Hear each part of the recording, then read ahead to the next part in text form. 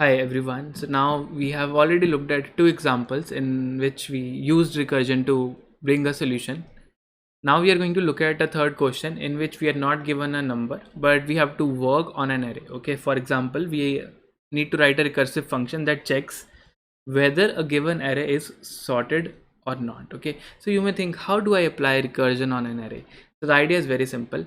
Like we said, for a problem of size n, we can break it into one unit work we will do, and remaining n minus 1 units of work recursion will do. Similar thing we can apply here as well. So let's see how we can actually handle this problem. So let me draw an array, and let's say we have certain elements. Let's say 1 2 3 5 4 and 6. Let's say this is the array and I want to check if it is sorted or not. Now what you can do is, the first step you can take and you can ask recursion to tell whether the remaining array is sorted or not. Okay, so the first step would be you compare the 0th element with the first element. That is, you check if 1 is less than 2 and the remaining array is sorted, then you can say the entire array is going to be sorted. Okay, so what is the condition for a array of size n? Let's say you have an array of size n. You can check it is sorted if array of 0 is less than array of 1.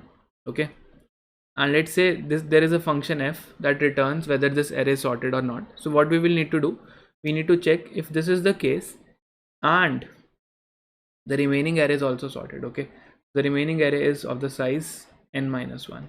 If it is also sorted, then we can say yes, the entire array is going to be sorted. Okay, so what I'm going to tell, if 1 is less than 2 and 2 3 5 4 6, this is the remaining array, is this array sorted?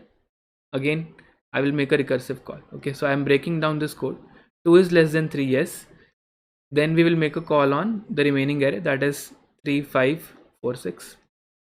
Then we break it down. Now for this array, a0 is less than a1, yes. 3 is less than 5, and we can check that the remaining array, that is 5 4 6, is it sorted or not.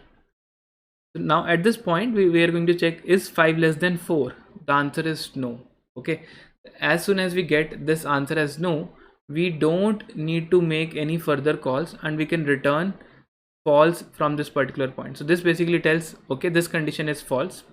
It tells its parent that this condition is false. So here we are doing a AND of true and false. That means the output would be false. Here we are doing a AND of true and false. The output would be false, and hence to the main call we will tell, okay, no, this array is not sorted, and we are going to return. So this is the case for when the array is not sorted. Now let us also look at a case when the array is sorted. What is going to happen? Let's say, let me take a small example now. 1 2 3 and let's say 5. So we are going to check 1 is less than 2, yes. Remaining array is sorted, we don't know, recursion will check. It will check 2 is less than 3, is the remaining array sorted? We don't know, recursion is going to check. 3 is less than 5, and is the remaining array sorted? Remaining array has only one element, yes. So one element array sorted. This is true, it returns true. This is true, it returns true. This is true, it returns true. Hence this array is going to be sorted. Now from here you can figure out the base case. So if only one element is left, then you can say yes, it is a sorted array. Okay, in the recursive case you have to check for two conditions. One is if a0 is less than a1 and the remaining array is sorted. Okay, so remaining array, you can make a recursive call to check whether that array is sorted or not. So that's all for this concept, and now we will look into the code. Hi, so now let's see the code for this problem, whether the array is sorted or not. So there are multiple ways to write the code. I'm going to discuss few of the ways. Okay, so in the first function I'm going to write a boolean function that tells whether an array is sorted or not. I take input the array, and I also take input the number of elements the array is currently containing. Okay, so we talked about we will have a base case, and we also talked about we will have a recursive case.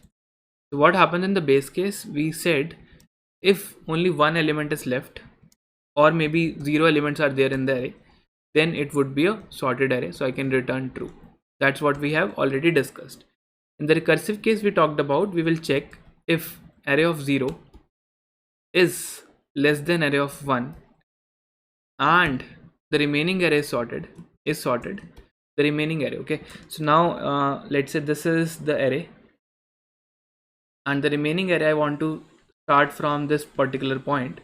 So I can pass this point as ARR plus 1 because it will take my array starting address for the remaining problem to the next index. So I can check if the array that starts from array plus 1 is sorted, and this array contains how many elements? This contains n minus 1 elements. Okay, if this is the case, then I can say return true. If one of these conditions is false, then I can say return false. That's it. That's the entire code. Now we can try to run and check. For this example, maybe I can just see out is sorted and I give the array and I give the value n. Let's build the code and let's try to run it. So dot slash sorted array, and I'm getting a 0. That means this array is not sorted. Maybe let me make it as 6 7, then I should get an answer 1 that yes, this array is sorted. So now you can see this code is working perfectly fine, and this is exactly how we have discussed the code should be implemented. Okay, so some people may find another way to implement it. Let me also go through that way. So some people may find this array plus 1 and n minus 1 confusing. Then maybe is sorted, and you may like to pass an index. Okay, let me tell you one more way.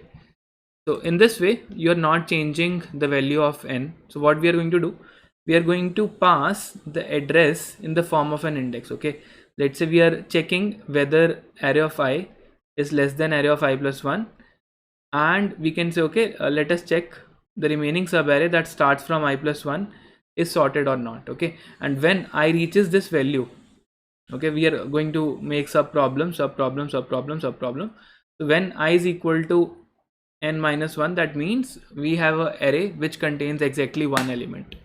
So let me write the same code in a different manner. So I can check if I equals n minus 1, that means we are at the last index, we can return true. Otherwise we can check if array of I is less than array of I plus 1 and the remaining array is sorted. So is sorted, maybe is sorted 2. This is the second way. Then we pass in the array. Instead of changing the array address, what we can do, we can move the index pointer one step forward, that is I plus 1, and instead of reducing the size of n, we can say the array is from I plus 1 till n minus 1, so we keep it as n, and we can check, we can say return true, otherwise we can say return false. So this could be another way of writing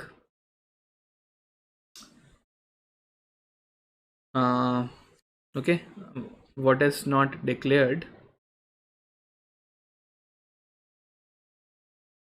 sorry, this should be ARR, this should be ARR.